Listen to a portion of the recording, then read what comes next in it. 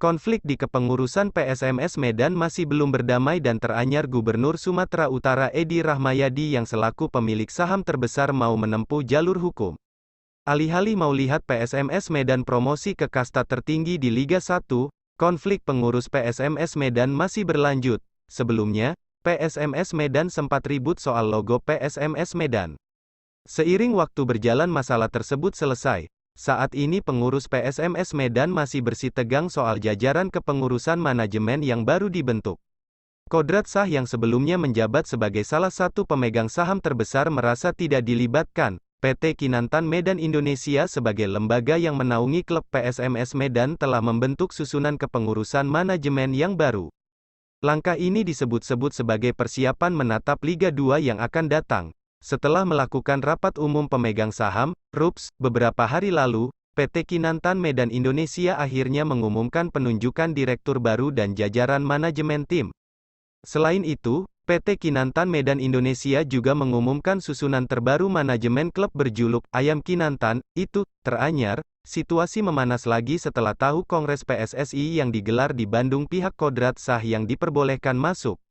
Sedangkan kubu Edi Rahmayadi yang diwakilkan Mulyadi Simatupang sebagai manajer tak bisa masuk dalam kongres. Terkait hal itu, Gubernur Sumut, Edi Rahmayadi akan menempuh jalur hukum lantaran manajemen PSMS yang baru saja disahkan pada rapat umum pemegang saham, RUPS, Maret tahun 2022 lalu justru tidak diperbolehkan ikut kongres PSSI di Bandung.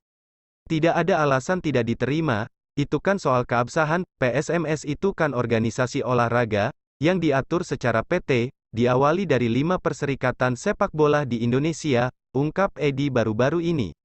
Pemegang saham PSMS sebesar 51% itu menegaskan bahwa tindakan tidak memperbolehkan manajemen PSMS untuk mengikuti Kongres PSSI adalah pelanggaran.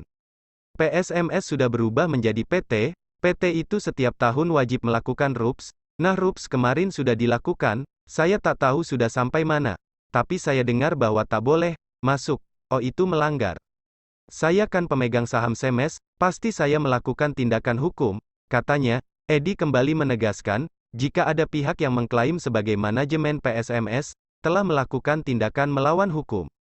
Oh, melanggar hukum itu, pasti melanggar hukum.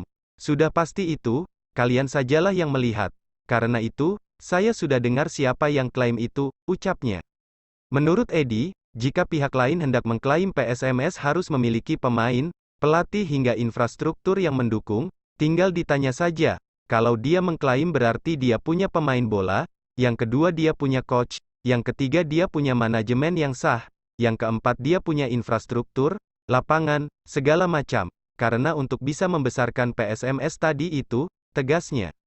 Kalau dia tidak punya terus dia merasa dia punya, terus kalau diberikan, apa yang bisa dia buat?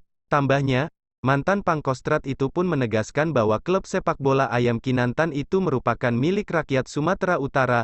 Edi berharap, tak ada pihak yang berniat melecehkan PSMS.